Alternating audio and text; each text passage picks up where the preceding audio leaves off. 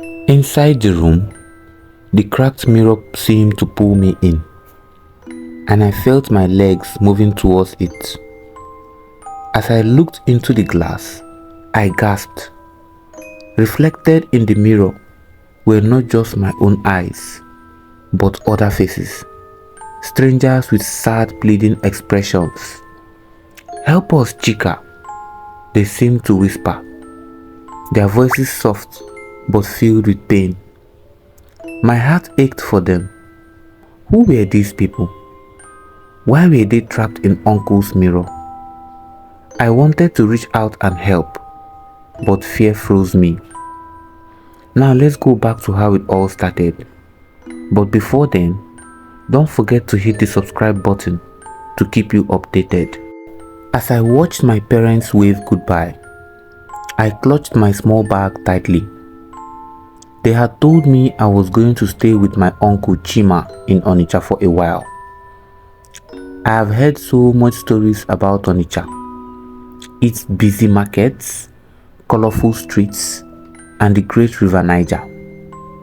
I felt a mixture of excitement and fear bubbling up inside me. The bus ride was bumpy, and the further we went, the more I wondered what my uncle would look like.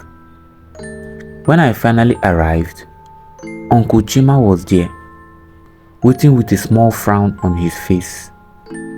He didn't say much, just a quick "let's go." I followed him, feeling small next to his tall, shadowy figure. His home was nothing like ours. It felt dark and cold, with walls that seemed to watch me. I shivered, but reminded myself to be brave. As soon as we entered the house, I noticed how quiet it was. Uncle's house was big but strange. There were no photos on the walls, just bare, cracked paints that made the room feel old and empty. I tried to look around, but Uncle's stern voice stopped me. "Your room is down the hall. Stay there unless I call you," he said, his eyes hard. I nodded quickly, not wanting to make him angry. Inside my room, I felt a little safer. The bed was small and stiff, and the windows were covered with heavy curtains, but it was a place to rest. I lay down, staring at the ceiling, wondering why my uncle's house felt so mysterious. I couldn't help but feel something was hiding within the walls, waiting. The next day, Uncle left early, telling me not to leave the house. But the quiet was too much, so I slipped out to explore. I found a narrow path leading down to the river, and I followed it. The scent of fresh water guided me. As I approached, I saw a woman sitting by the shore. Her face was calm and kind. "Hello there," she greeted, her voice warm. She introduced herself as Mama Ijoma. I told her about staying with my Uncle Chima, and she gave me a strange look. "Be careful, child," she said, lowering her voice. "Your uncle has secrets." She pressed a small stone into my hand. "Keep this with you. It will protect you." I didn't understand her words, but I thanked her. The stone felt warm in my palm, and somehow I felt a little braver. That night, I lay in bed, listening to the cracks and groans of the old house. When I heard Uncle snoring, I decided to explore. I crept into the hall and found myself at the door of a locked room. This must be Uncle's special room, the one he never talked about. Something pulled me closer, my heart pounding as I pressed my ear against the door. Hearing faint whispers from within. Was I imagining things? I wanted to push the door open, but I knew Uncle would be furious if he caught me. Still, the mystery lingered in my mind, making me even more curious about Uncle's secrets. The next day, Uncle left again, and I couldn't resist sneaking back into his room. To my surprise, the door was unlocked. I tiptoed inside, my heart racing. Strange items filled the shelves: animal bones, old bottles, and a cracked mirror covered in dust. I shivered, feeling a strange energy in the air. In the mirror's reflection, I thought I saw something move behind me, but when I turned, there was nothing there. My hands shook, and I quickly left, closing the door behind me. I knew Uncle wouldn't be pleased if he found out, but my curiosity was growing stronger. I had to know more. That night, I had the stone from Mama Ijoma close, trying to sleep. Suddenly, a faint whisper floated through the room. My eyes shut open, and I listened carefully. "Chica, Chica!" The voice was soft, eerie, and sounded like it was calling me. I looked around, my heart racing. The voice seemed to come from everywhere and nowhere all at the same time. Clutching the stone tightly, I tried to stay calm. I wanted to run, but something inside me needed to know where the voice was coming from. Taking a deep breath, I tiptoed towards Uncle's room once more, feeling the stone's warmth in my hand as I got closer. Inside the room, the cracked mirror seemed to pull me in, and I felt my legs moving towards it. As I looked into the glass, I gasped. Reflected in the mirror were not just my own eyes, but other faces, strangers with sad, pleading expressions. "Help us, Chica," they seemed to whisper, their voices soft but filled with pain. My heart ached for them. Who were these people? Why were they trapped in Uncle's mirror? I wanted to reach out and help, but fear froze me. Just then, I heard footsteps. Uncle was coming back. I quickly slipped out, hoping he wouldn't know I had been inside. But the faces stayed with me, haunting my thoughts even after I returned to my room. The next morning, Uncle's eyes were colder. "Did you go into my room, Chica?" he asked, his voice calm but dangerous. I quickly shook my head, my hands trembling. He stared at me for a long time, and I felt his gaze pierce right through me. "Stay away from places that don't concern you," he warned, his voice like ice. I nodded, trying to hide my fear, but I knew he didn't believe me. The faces in the mirror wouldn't leave my mind. I knew there was something terrible Uncle was hiding, and I had to find a way to uncover secrets, no matter the risk. That night, I drifted off to sleep. I had a strange, vivid dream. I was by the river again, holding the stone, but the water looked different. Dark shapes floated beneath the surface, rising slowly. Faces like those in the mirror emerged from the water. Their eyes were sad, their mouths whispered, "Help us, Chica. Free us from this curse." I woke up with a gasp, my heart pounding. The dream felt real, as if the spirits were reaching out to me from the inside and from the other side. I knew I couldn't ignore them. I had to find a way to free them, even if it meant facing my uncle's wrath. The next day, I returned to the river to find Mama Ijoma. I told her about the faces, the mirror, and the strange dreams. She nodded, her face serious. "Your uncle has trapped these spirits," she explained. "He uses their pain for his own gain. But it has a price. Only someone brave can break the curse." "But how?" I asked, feeling both scared and determined. She placed a hand on my shoulder. "The stone will help you, but you must first believe in God. He will guide you."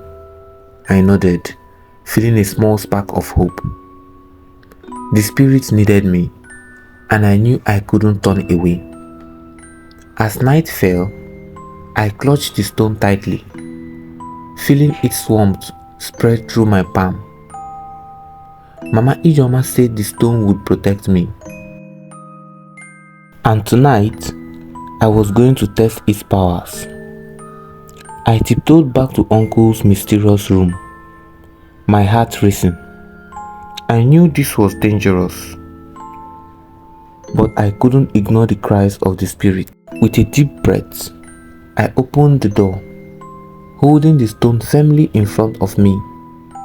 To my surprise, the air in the room shifted, as if something was waiting. The mirror on the wall began to glow faintly, and I saw the faces appear again, looking at me with hope in their eyes. "Free us, Chika," they whispered. Their voices filled the room. I felt a surge of courage, knowing that I had to help them. I remembered Mama Ijoma's words about God guiding me. Taking a deep breath, I raised the stone and closed my eyes, whispering a prayer for strength. The room grew colder, and I felt a presence, warm and protective, surrounding me. It was as if my God were there, watching over me. Suddenly, I heard Uncle's footsteps outside. My heart leaped in fear. He must have sensed the disturbance. I quickly hid behind an old wardrobe, clutching the stone as tightly as I could, praying that he wouldn't find me. He entered the room, muttering to himself, "These spirits grew restless. I must find a way to control them." I watched in silence, feeling a mixture of fear and anger. Uncle's true nature was darker than I had ever imagined, and I knew I had to be braver than before. As Uncle continued muttering, he moved towards the mirror, holding a small, worn notebook. I listened carefully as he spoke strange words, words that made the spirits in the mirror grow quieter, their sad faces fading slightly. My anger grew as I realized he was using a spell to control them, trapping their souls for his own gain. Just then, I heard a faint whisper in my ear, "The stone, use the stone." The voice was soft, but I recognized it as Mama Ijoma's voice. I knew I had to act fast. I gripped the stone tightly, feeling its warmth growing stronger, and stepped out from my hiding place. "Uncle," I called, my voice steady and brave. He turned, his eyes widening in shock and anger. Uncle's face twisted in fury as he saw me standing there, holding the stone. "How dare you enter my room?" he shouted, his voice shaking the walls. But I stood my ground, feeling the strength of the stone and the support of God. "I know what you have done, uncle," I said, my voice trembling but strong. "You have trapped these spirits here, using them for your own power. It's wrong, and I won't let you continue." His eyes narrowed, and he let out a cold laugh. "You think a mere child can stop me?" he sneered. But as he moved towards me, the stone in my hand began to glow, filling the room with a bright, warm light. The light from the stone grew brighter, filling the room with a warmth that seemed to push Uncle back. He stumbled, shielding his eyes from the intense glow. I could feel the strength of God around me. His whispers filled my ear, guiding me. "Release them, uncle," I said firmly, "or face the wrath of God." He snarled, trying to resist, but I could see the fear in his eyes. The power of the stone was too strong for him, and he began to weaken. Slowly, the faces in the mirror grew clearer, their eyes shining with hope and gratitude. I knew that I was close to freeing them, but I had to be strong and believe in the power within me. As Uncle struggled, he raised his hands, chanting a spell to counter the power of the stone. I could feel a dark energy building up, and for a moment, I felt afraid. But then, I remembered Mama Ijoma's advice to trust in the stone and in my own courage. I closed my eyes and held the stone tightly, focusing on the warmth and light it brought. I began to speak, repeating the words of protection and freedom that I had learnt from Mama Ijoma. My voice grew stronger, and the light from the stone blazed even brighter, overpowering Uncle's dark energy. With a final desperate scream, Uncle fell back. The dark energy around him faded. The mirror cracked, and I saw the spirits break free, their faces filled with relief and peace. The spirits floated gently out of the mirror, their forms shimmering in the light. They looked at me, their eyes filled with gratitude. One by one, they smiled and nodded, their voices whispering words of thanks. "You have freed us, Chika. We are forever grateful," they said. I felt a warmth in my heart, knowing that I had helped them find peace. The room felt lighter, brighter, as if a great weight has been lifted. As the last spirit faded away, I felt a slight tear flow down my cheek.